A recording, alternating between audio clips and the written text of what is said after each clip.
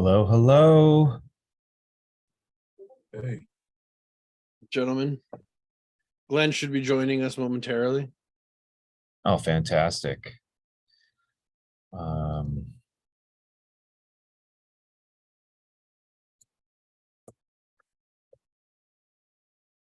Hey guys. Hey, Glenn. Hey, Yo.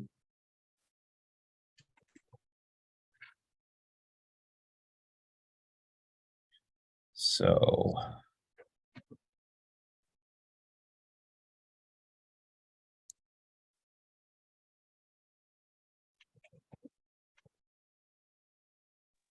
all right, let's see here. We can throw this link into the chat for anybody that wants to see our meeting notes. And let me share my screen. Screen 2.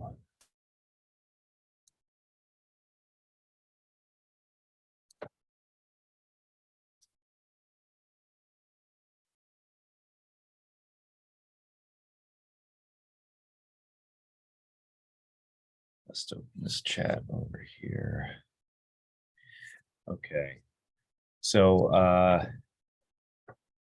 howdy everybody.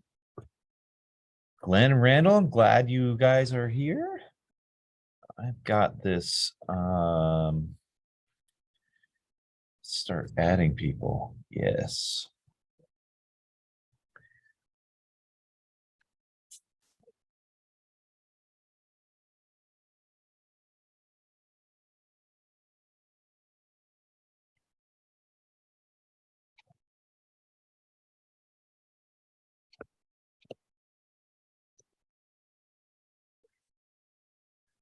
All right.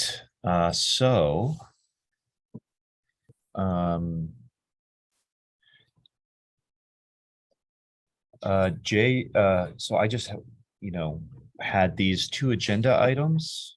We can go through our course outline, and we can also just throw out there, we now have an official folder on the Google Drive. So we're going to start storing all of our documents there, like these meeting notes. I think we're going to have to move over there, and maybe like our strategy doc, we'll have to move in there and things like that.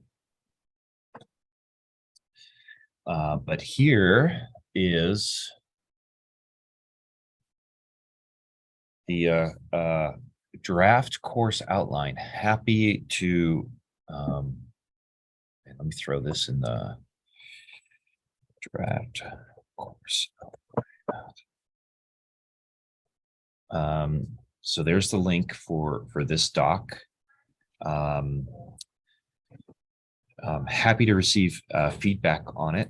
I'm following the same kind of template that I have used before for other courses that I've developed. So I liked this kind of outline for putting this together and structuring what a training might look like. But, as I started breaking things down into session 1, session 2, session 3, we can move things around and figure out like a better structure. And that's kind of like where I left off. But so I put like this course will be offered through the SKF and or through the Linux Foundation training. I don't think we've like totally figured that out yet. And I'm guessing that this might be like 4 hours, but this could also change. Let me just put TBD.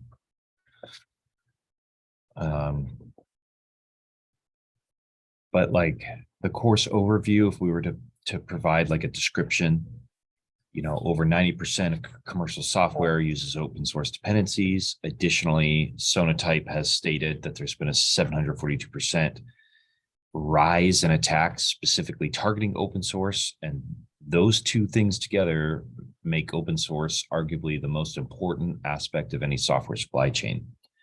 And this is where the S2C2F can help protect your software development team or your organization from OSS supply chain threats. So this target audience, I'm imagining, are going to be software developers and engineering managers, basically managers that manage software developers.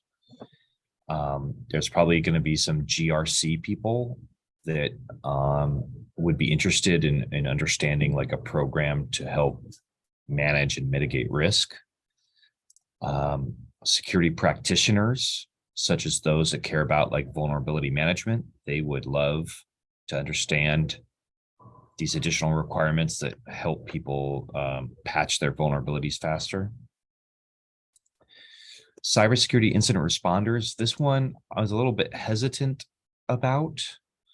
I think they care about some of the requirements in the S2C2F, because it could be part. I mean, like one of the requirements is have an incident response plan. Yeah, Randall, you have your hand up. I know that as far as OpenSSF cert, I'm one of the co-leads. I know that education and trying to kind of like not like we're not, how can I say it? Like a big focus is to try to educate people how like to avoid this incident happening again. So I would agree with number 5. Just wanted to say that. Oh, awesome. Okay, I love it. And then this last one, I think CISOs would want to understand, like from a top level perspective, how the S2C2F could be incorporated into their strategy, right? They're trying to think broadly over like an entire organization and usually want to have like set some sort of like direction or strategy. And I think that they would be interested in this as well. So that's kind of my audience list. Can we think of any others that might be let me just put like IE managers of software developers. I would also probably maybe say it could be the executive managers of some sort that are looking as far as like, is this even worth investing time into? So I don't know if that would be under CISO or engineering managers. Yeah, let's just, yeah, executive management Stakeholders or, you know. or executive stakeholders. Yeah. And Adrian, I had one remark as well. Because I was already scrolling a bit down in the document. Is it also maybe an idea that we classify for what type of audience, which type of sessions or areas are interesting for them? Because like a CISO or an executive dude, yeah, he doesn't want to go through the whole 4-hour thing, right? He just want to, yeah, have like a very summarized version of it. Oh yeah, let's throw in this would be a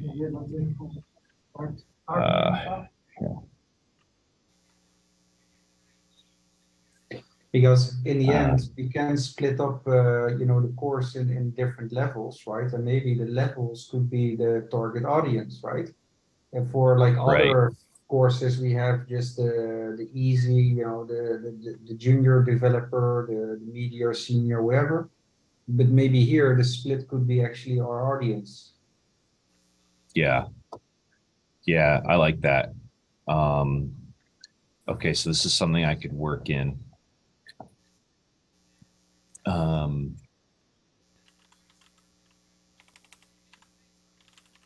Just an idea, yeah. And feel free to throw in a comment or even start typing in here. Like is this what you were referring to? Like having each session be have a target audience? You could okay, maybe you could do it like that, but technically we could also even do it on your sub bullets, right? So maybe for an executive is indeed only the first is interesting. So basically with all the topics you define in each session, we could also classify per topic for whom it might be interesting. And if you then click or start like, hey, I'm a software developer, then you get all the topics from all the sessions that belong, I don't know, to that target audience. If you say, hey, I want to have the CISO point of view, then you only get from all the sessions the very specific ones that are interesting for CISO. Or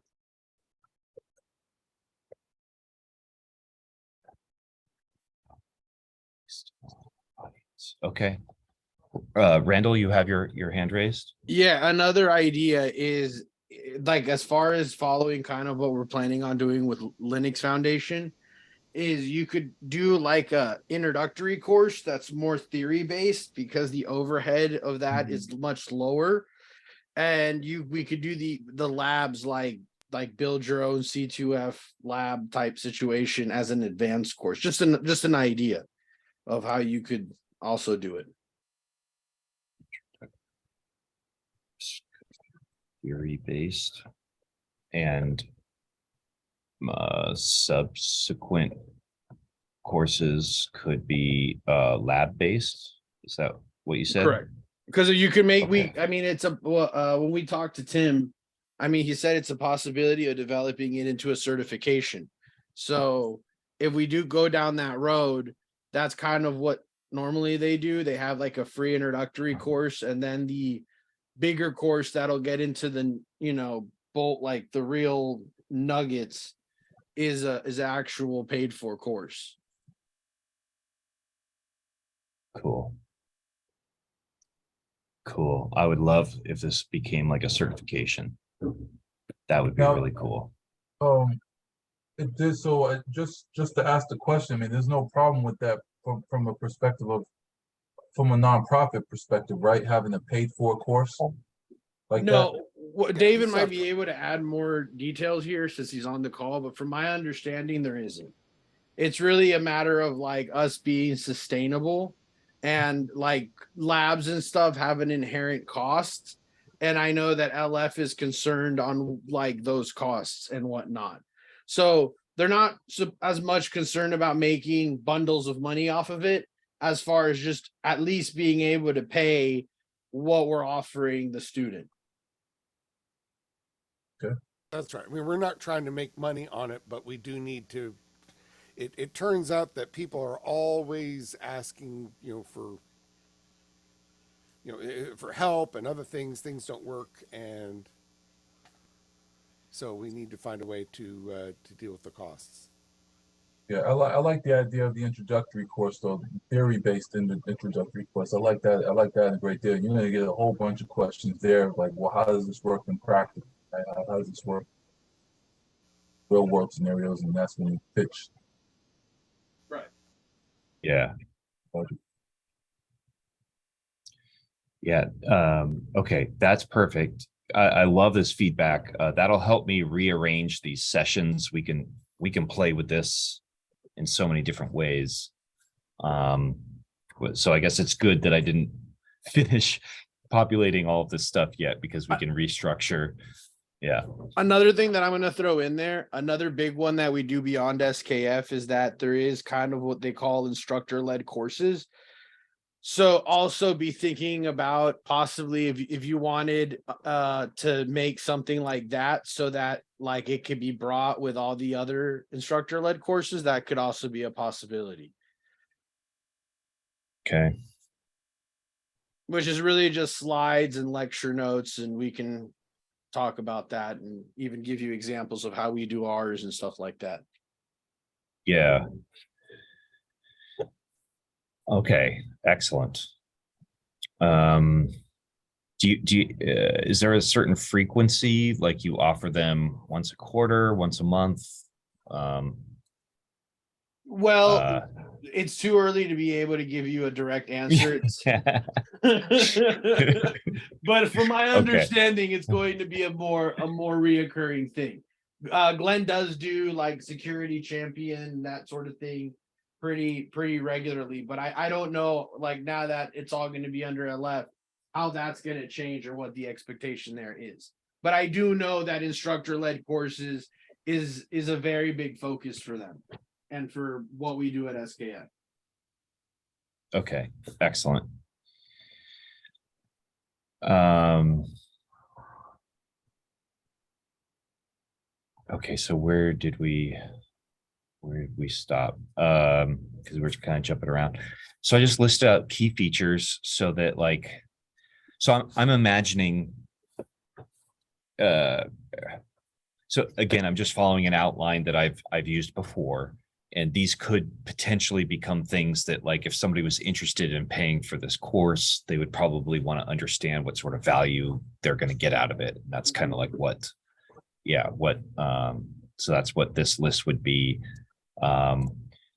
Right, S2C2F is a consumption-focused framework, pairs well with any producer-focused framework such as Salsa. So like you could learn about how this integrates into an overall strategy. There's these 8 high-level solution-agnostic practices. It maps requirements to each practice area, and then those requirements are then further organized into maturity levels to help you prioritize your investments, and provides a process to help you assess your team's existing maturity. So like what you will learn, this needs to be like well thought through. And this is by no means complete. We can keep expounding upon this, but you'll have like a deep dive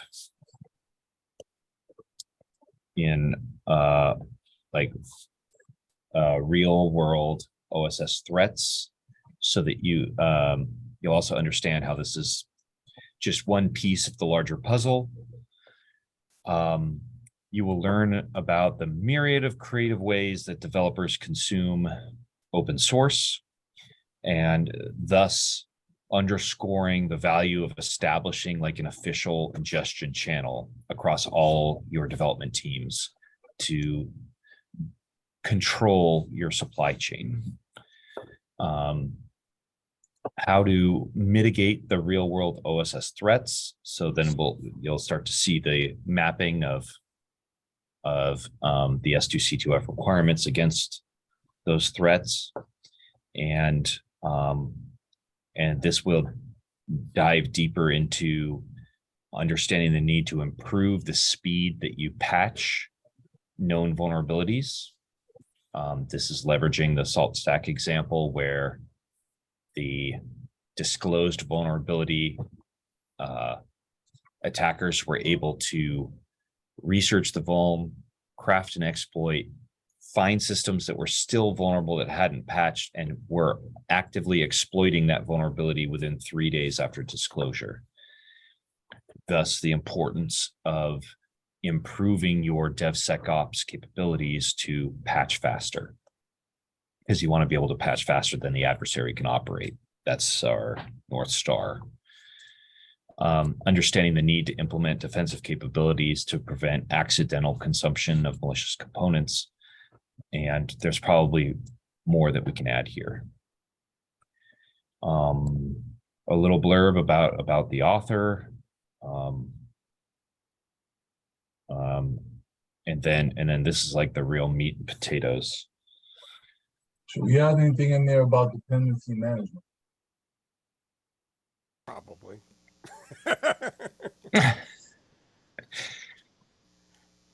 It's hard for me to think of a different answer, right?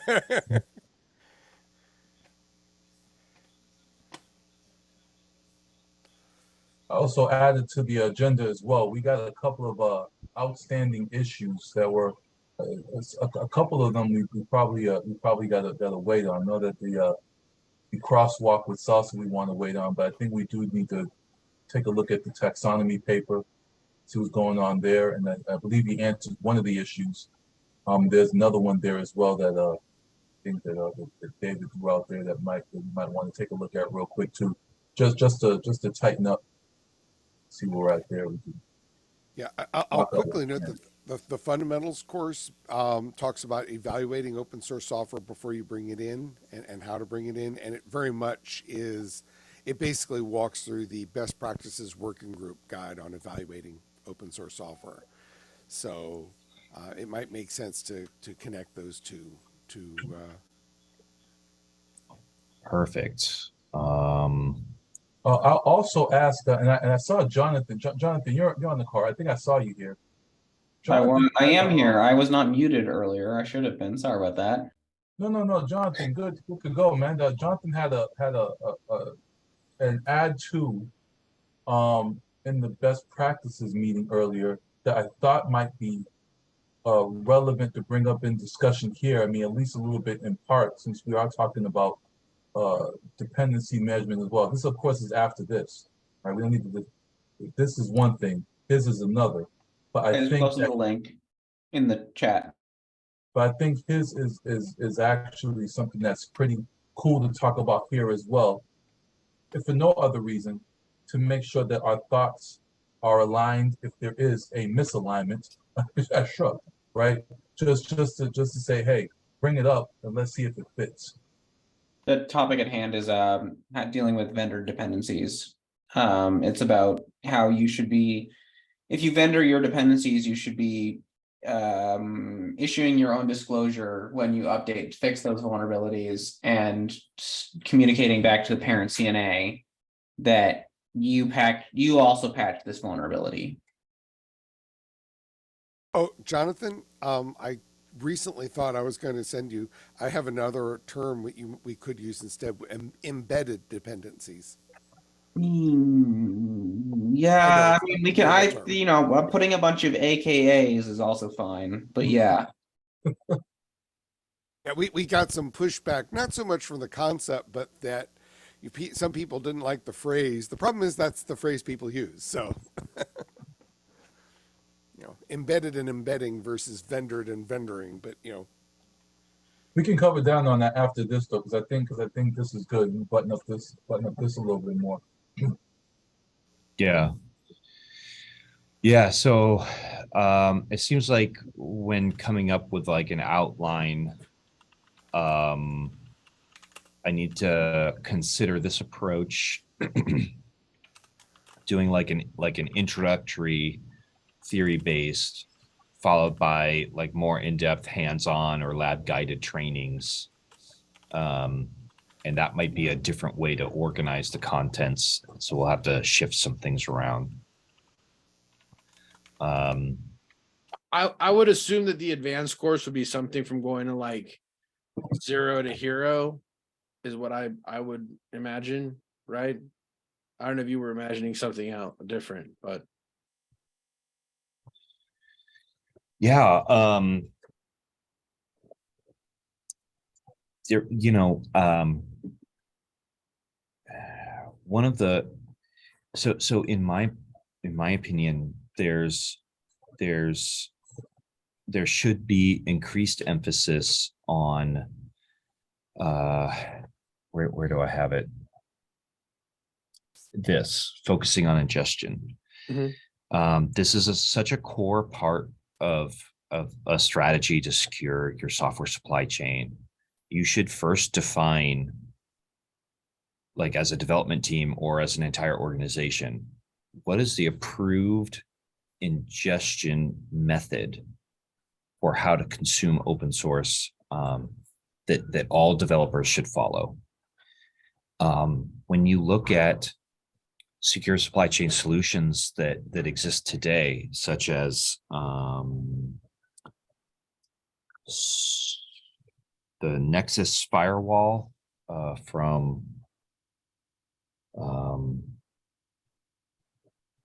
what company is that? And anyways, it attaches onto like JFrog Artifactory. And so like if you as a developer consume packages into a package caching solution like JFrog Artifactory, that should become the approved ingestion flow. Then there are all these other methods that developers use, like git clone, curl bash, and wget, and invoke web request, and matter of fact, this is kind of like what I have sneak peek on my RSA slides.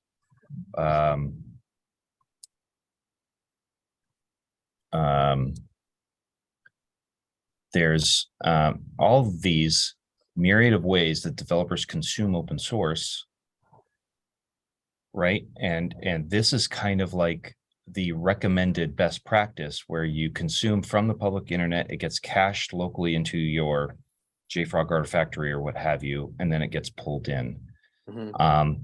Because if you continue to allow developers to pull in all of these creative ways, then how can you control your supply chain? How do you make sure that you have these defensive controls that protect your the components that you are consuming and evaluate them appropriately?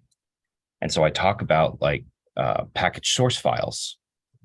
You know, depending on what language you're using, there's like NuGet.config or .npmrc or pip.conf, polmxml, right? config.tomll for Rust. And like, how do you identify what an insecure configuration is, right? And if their package source file is pulling direct from the public registry, then it's not, then it's following this model here, right? What happens if that package gets removed from the public package registry? Your build will break because you can't pull that package anymore. And so that's why you need to have this sort of a setup. And so like we could use this as like a training to help people identify what an insecure configuration looks like and why it's insecure, and those sorts of things. So this is kind of like the emphasizing the importance of that. So this was definitely something I wanted to get into that was more hands-on. But you know, I was thinking of it from a certain angle. I'm not thinking about it from a like, oh, if this was a lab environment, what's the best way to like get them to have hands-on. So I might need to expand how I'm thinking about this. Fair. Yeah. Do you mind if I comment real quick? Sure. Yeah, I mean, so, the whole, hey, I'm going to copy in locally. I mean, like everything else, there's trade-offs. Obviously, the big bonus is, oh, look, I have a local copy. If the main site goes down, I still have my copy, which is great for some kinds of, availability requirements. I will say that a lot of organizations that I've seen, they often pull very slowly, and if you can easily get yourself in a situation where you're not keeping up to date. And the problem that originally they were thinking about, things like removing, I think it was left pad. By policy, those organizations don't allow removal of packages under a normal case anymore. So, unless it's legally required. So, I think some of the risks are reduced. That said, if you want to counter that risk, that's a reasonable way to do it. There is a new risk when you add that, and that's dependency confusion, which I think has already been covered elsewhere, which is if you only have one repo, then obviously everything's from that one repo. As soon as you bring in multiple repos, you need to make sure you're getting a particular package from the correct repo. And now that's one of the most common kinds of attacks, is creating a package on one repo and you assume that you're getting it from the other one. Mm-hmm. So we just have to be, I talk about that in my slides. Okay, great. I mean, I think basically I'll talk about trade-offs, and that it's good for some, it's not as good for others. Beware of the gotchas that you add when you do this. Yeah, I think a good idea then would be to have a disclaimer at some point. Talks about working within the guidelines of your organization's policies. that some organizations have different policies for different scenarios, and SLOs can have a great impact on where packages are being pulled from. Absolutely.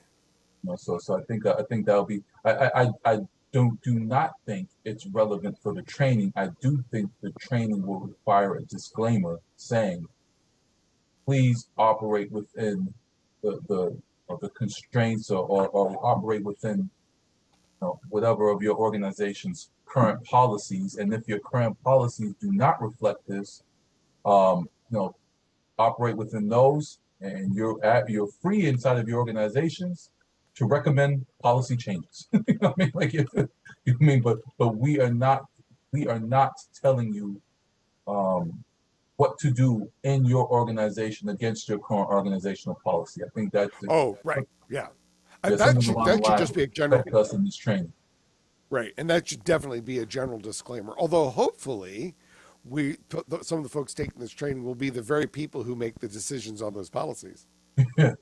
We hope, cross the fingers. Worth hoping.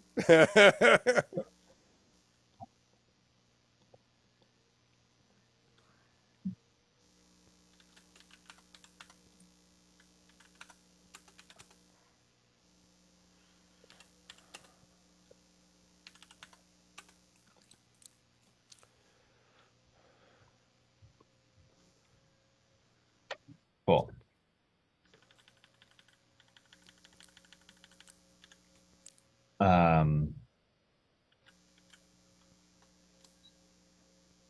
So do we, was there anything else we wanted to talk about here? Or can we pivot topics?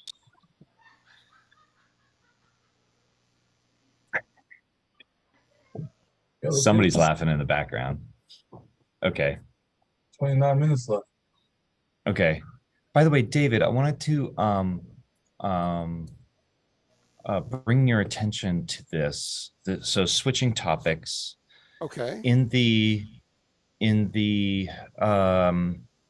security tooling working group, I was interested in potentially updating the security tooling or the guide to security tools to include tools that improve the mean time to remediate. And I started this small thread with Sarah, and she had tagged you on here to see what your thoughts are about adding. We can take this offline. I just wanted to bring it to your attention. Yeah, appreciate that. I'm in kind of trying to do too many things at once. Yeah. So understand. Yeah. Yeah, and in fact, I'm actually. Shh, don't tell anybody. I'm actually trying to do two things at once right now. So,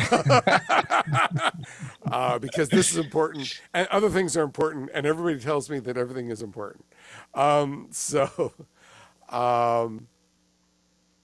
Yeah. So anyways, please just take a look at this later. Which is this, because I pulled the chat, but that's just the link to the vendor's dependencies guide. Where's this? Yeah. This security tooling working group channel. There's this thread here. You can click view thread and you'll see. Okay, wait, this. You're using a pronoun. Where's the pronoun referent? Is it in the SIG meeting notes? The Slack, the security tooling Slack. Oh, okay. Channel. Thank you. That's what I needed. Sure. Yeah, I don't have that one open, but I will. Okay, great.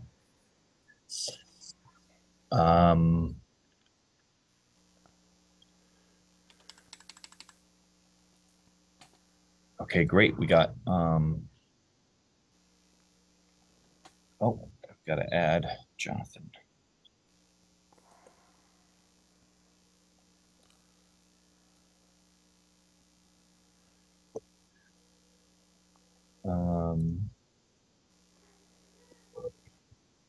First clause. Say again.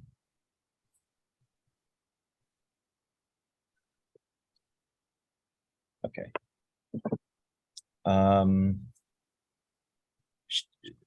Shall we go through any outstanding issues?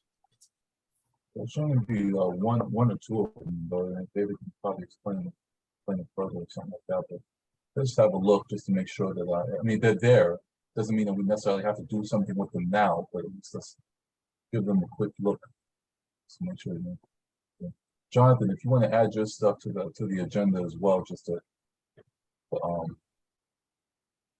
I'll be completely honest, I have been half paying attention, but the link is in the Zoom chat. Okay. Let me try to open this. Yeah, by the way, for the other one, are you referring to bearer? Is that the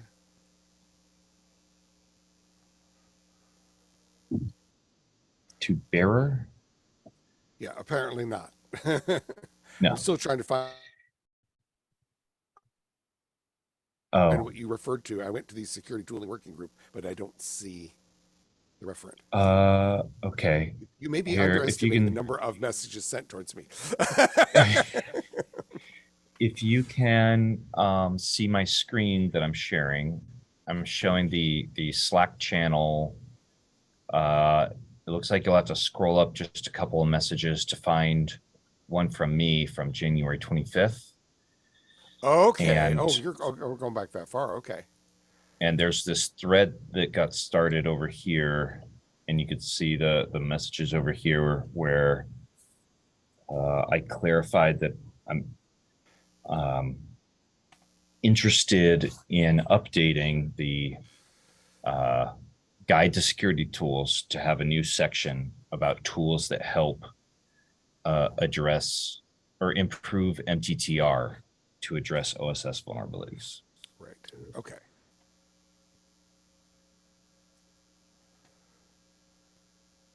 Okay, cool.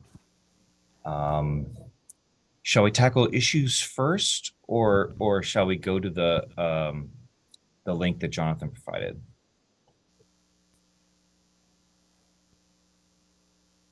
Let's go to the link.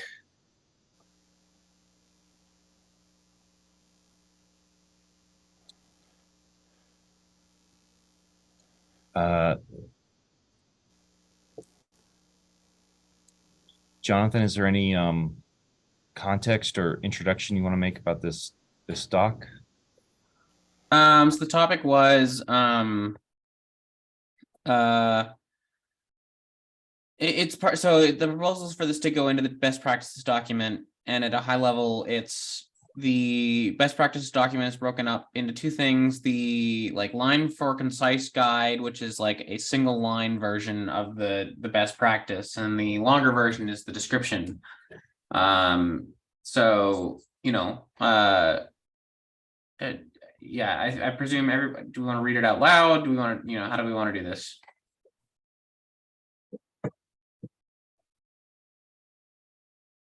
I think for the purposes of that's a lot.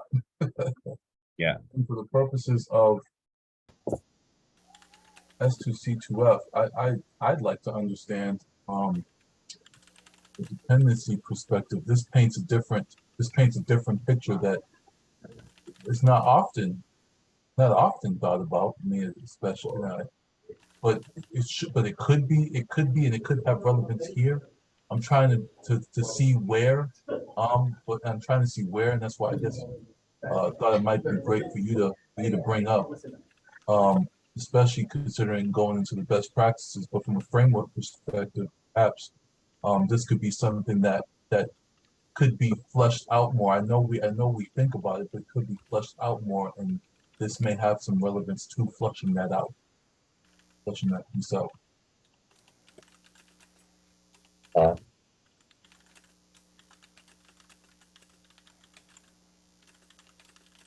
And this seems very relevant to SBOMs, since SBOMs disclose the use of these vendor dependencies. And customers will have visibility into the CVEs associated with those versions of those vendor dependencies once they have the SBOM.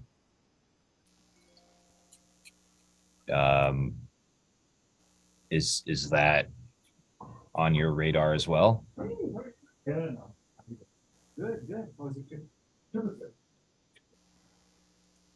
Me? Yeah, sorry, John. Yeah, when I read this longer version, this seems exactly like the problem space that SBOMs help with. Kind of. This is kind of more Vex than SBOM. Okay. But it's not prescriptive in saying, hey, use Vex. It's just you should do this, and maybe Vex becomes a part of that later.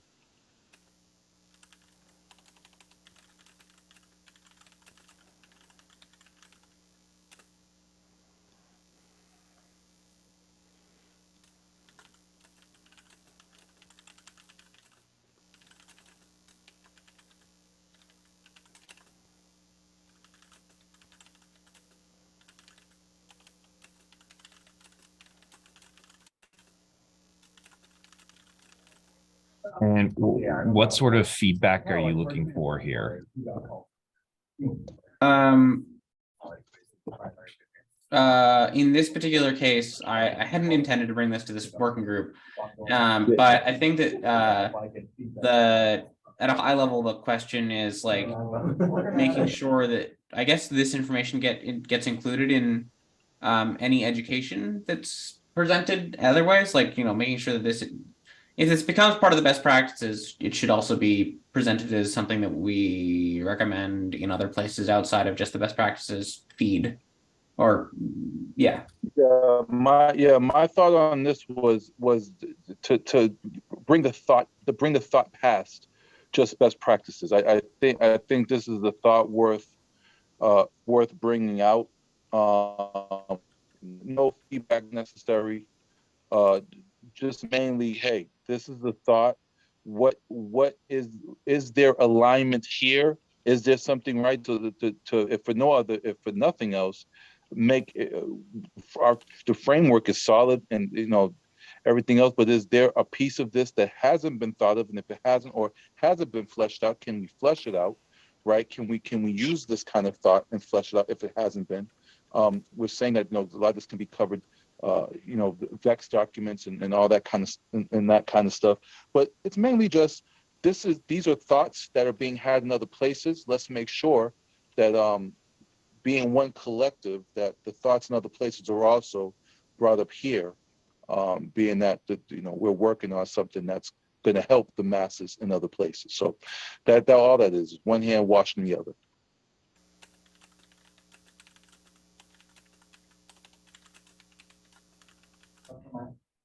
Okay, sounds good.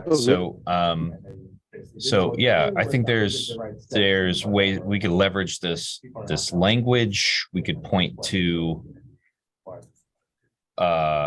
is this the best practice we want to point to? Concise guide for developing more secure software. I mean, that's an existing OpenSSF document. In fact, it's on the front. It's off the front page. If you go to OpenSSF and click on guides, you'll get to that document. Okay, perfect. So these are just things that we want to reference then throughout this training that we're developing. Right. Now, if you think there's a problem, a limitation with it, feel free to propose changes and improvements. And that's why we version control these things and such. I do think that it's entirely possible as we develop things over time that there'll be more increasingly hyperlink between them, and that's awesome. That's a good thing.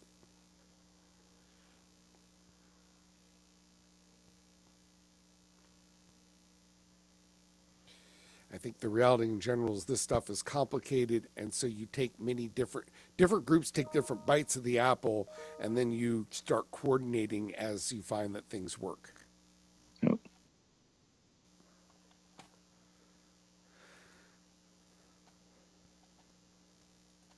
Perfect. Thank you. Okay, so we can come back up to our issues here. So I've got that captured in the course outline, and absolutely we'll weave that in and leverage consistent language so that we're saying the same things across the board. So David, we have 3 issues from you, and we had this one from Reggie, which I went ahead and answered.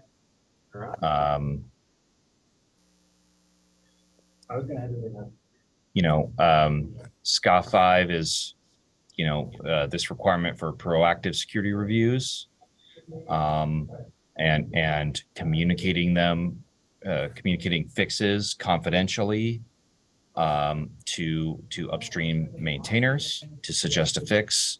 And fix 1 is really like the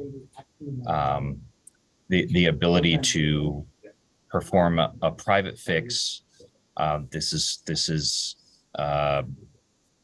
used only in extreme circumstances as a temporary risk reduction measure, as your team and organization plan to convert to the public fix once available, while you continue to partner with and suggest fixes to the upstream maintainer.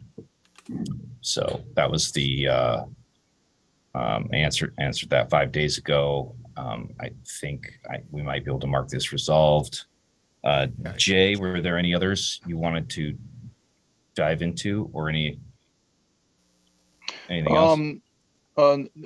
No, I just wanted to make sure that we knew they were there. I think this crosswalk with salsa, that one needs to happen at a SIG level. I think we need to sit down, drill down and figure out when we want to do that. I do think that you mentioned before, speaking with one sheet of music, that's the taxonomy stuff there. And of course, David had the 3rd one down there that he mentioned as well, and I imagine we'll talk about that over time too. Jay, if I can interrupt real quick, I don't know if it made it clear, but I didn't ask the question on SCA 5 and Fix 1.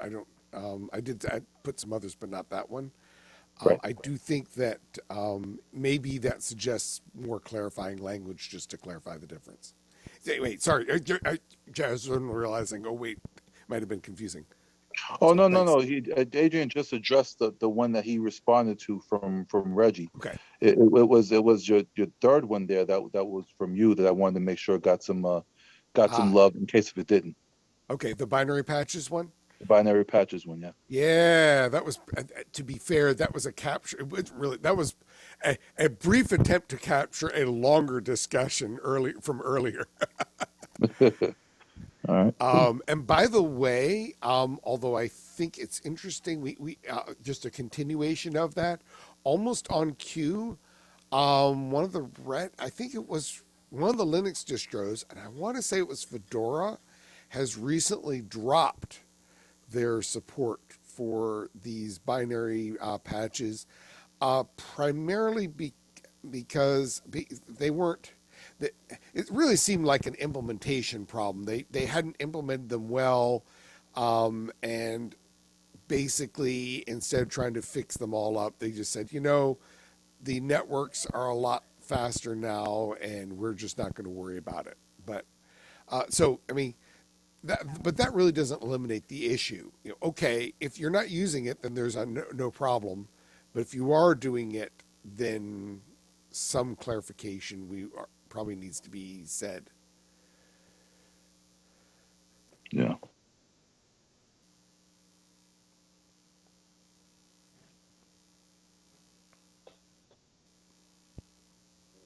Okay, and so these binary patches are,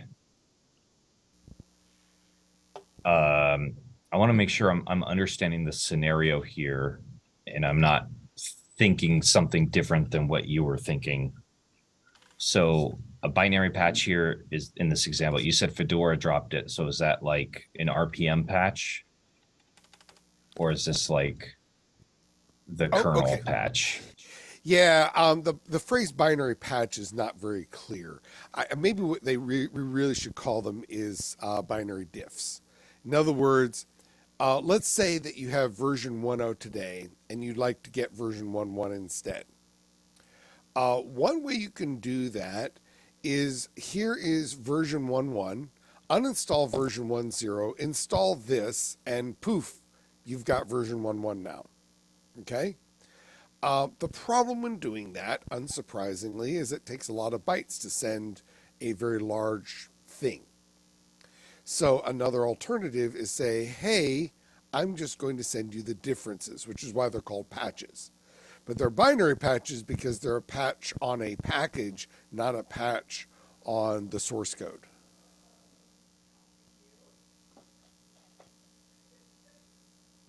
So I added that these are really binary diffs. Got it. Now, That helped explain it. Thank you. Okay, so the big issue here is, imagine that someone says, okay, so I didn't capture very much because I kind of assumed that the participants would be at that meeting 2 weeks ago, and probably that was a bad assumption, but I was in a hurry. So the risk that we're trying to deal with is if you download package version 1.1 and install it, it should have the same effect as having version 1.0 installed and then updating with a binary patch.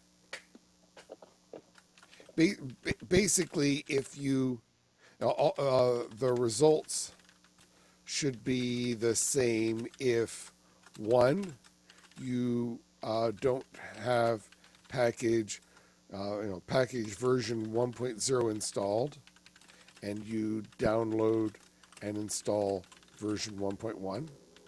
Two is you have package version 1.0 installed, you uninstall it, and download and install version 1.1. You have package version 1.0 installed, and you install a binary patch on version 1.0 to produce version 1.1. If the binary patch option 3 produces a different result, it can be hard to figure out what happened.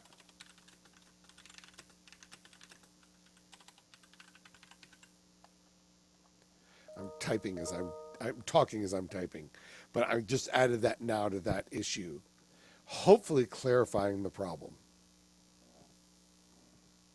And I guess probably more importantly, it's a potential security vulnerability because, it can be a security vulnerability since perhaps only one was reviewed, since it's likely only one was, only the new version was reviewed, not the binary patch. Does that make any sense now?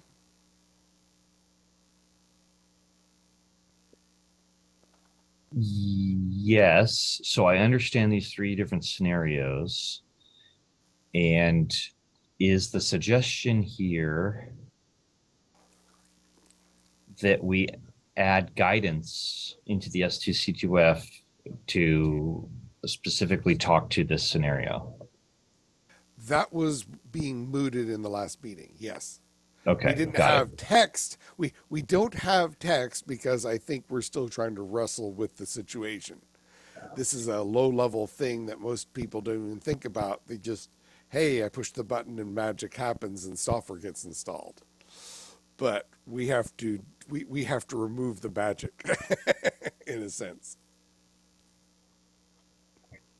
And do you have, was there an example of when this actually was a security issue? I don't know that we have one. Okay. I mean, I think attackers have found other things to attack, but well, although SolarWinds was in some sense, although that really wasn't the problem. Wasn't the binary patch? The problem was that the the new versions were subverted straight out. So it's not really the same thing. Yeah, so this is a Roger Dodger. Yeah, so this is a plausible attack, but I don't know of an example. That doesn't mean it hasn't happened. It just means I don't know of one. Gotcha. And thank you. So, okay, so we can, actually, let me assign this to myself. That was easy. And I will work on finding a spot to address this within our guidance. Perfect. The other one here is this one.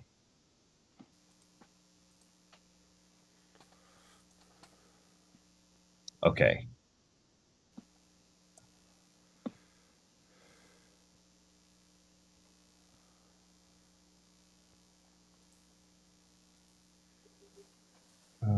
Am I going to have to, here we go, Click a PDF. download. Yes. PDF. Yeah, it is available. You don't have to sign in for anything. Perfect. Now, if you're going to do that, I think it's what, page 3 or 4 in there is the little graphical taxonomy. So if you scroll down a little bit. Now, I don't know what viewer you're using. Keep going, keep going. It's a full page graphic. You'll know it when you see it. Keep going. No, don't even, keep going.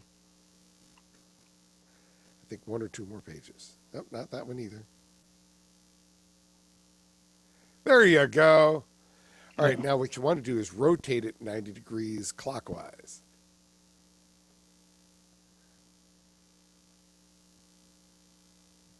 And if you can't do it, it's okay. I just rotated it. Should show up. Yeah.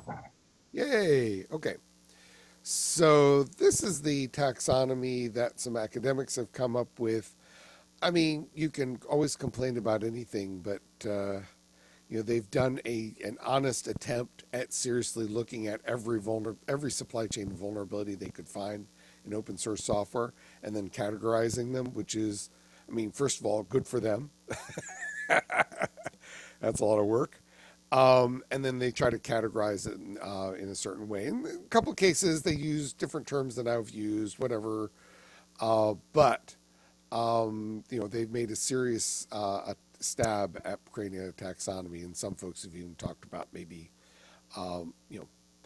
mooting this as something OpenSSF should more widely used. At the very least, I think it might be useful to try to do the mappings for this. Because it helps us, it's easy to create a list that is incomplete. Complete lists are harder. I'm not sure we necessarily want to go for a complete list, but I think the walkthrough might be very instructive. Yeah, I already see a lot of these that this is a good breakdown, and some of them are easy and obvious that we're already using typo squatting, right? But right. Absolutely. Yeah. So, but this is great. They put dependency confusion in a different area. I would have put it in your typo squatting, but they don't. They have a rationale. It's actually in a different area, but that's fine. It's there, and there's a rationale for why they did it. So you can always complain about something because, well, you did it differently than me, but I don't actually think that's the point. It's the best attempt I know of trying to tackle open source software supply chain categories, where they do it much more methodically. I'd love to see this, their taxonomy be like adopted by, the attack MITRE attack framework or something like that. That would kind of like Right. legitimize it or make it mainstream, I should say. But, having open source kind of lead the way and make the decision, this is going to be our taxonomy, like that probably will send a message and others will follow. So Yeah. Yeah. So I've actually been talking with the folks who did this taxonomy about their plans for maintaining this longer term. I mean, taxonomies obviously don't require the same kind of maintenance as, say, a software program, but they do require, as new things just get discovered. We do have some ideas and possibilities along that road. I can't talk about yet, but stay tuned, because there is an interest in this good work being able to continue forward. That's fantastic. Excellent. Good to hear. And sorry for the vagueness. Yeah. Yeah. No worries. We are out of time, but I guess like I'd want to just maybe close today with, here's our meeting notes. And if somebody is interested in us covering a topic that maybe we haven't covered yet, or would like to present at a future thing, we'd love to be able to, capture those now. If you have something, please shout it. We'll add it to our list here. Otherwise, if you think of it later, please jump into this SIG meeting notes and please add it. Any final words, Jay? None. This was an extremely productive meeting, man. This was probably one of the most productive we had thus far, and they don't here. So we have the town hall this week. We're not going to be presenting this during it, but the town hall is great for all to attend as well. OpenSSF Day is happening in May, May 10th. We have until Friday for submission if we choose to submit something for OpenSSF Day. So let's keep that in our thoughts as well. And if somebody says that, hey, let's present something that we're doing here during OpenSSF Day, throw that in the Slack and let's see if we can get a CFP together for that. We are going to be doing, it's called the ketchup, mustard and relish of supply chain security, and we'll be talking about S2C2F and salsa and fresca during that panel discussion during the Open Summit. Adrian's got RSA coming up. So we have a few things on the radar here to pique our interest, increase our exposure, and for us to all get involved with. So keep that on your minds as well.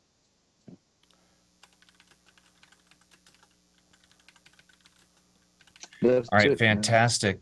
Yeah, we're now over time. Randall and Glenn, I'll follow up with you. Maybe I'll play around with the course outline and and that sort of stuff, and we'll keep communicating over email. Yeah, perfect. Thank you. Thanks, Adrian. All right, guys. Thank you, everybody. All right, Have a great one. bye. Bye. You. Bye bye.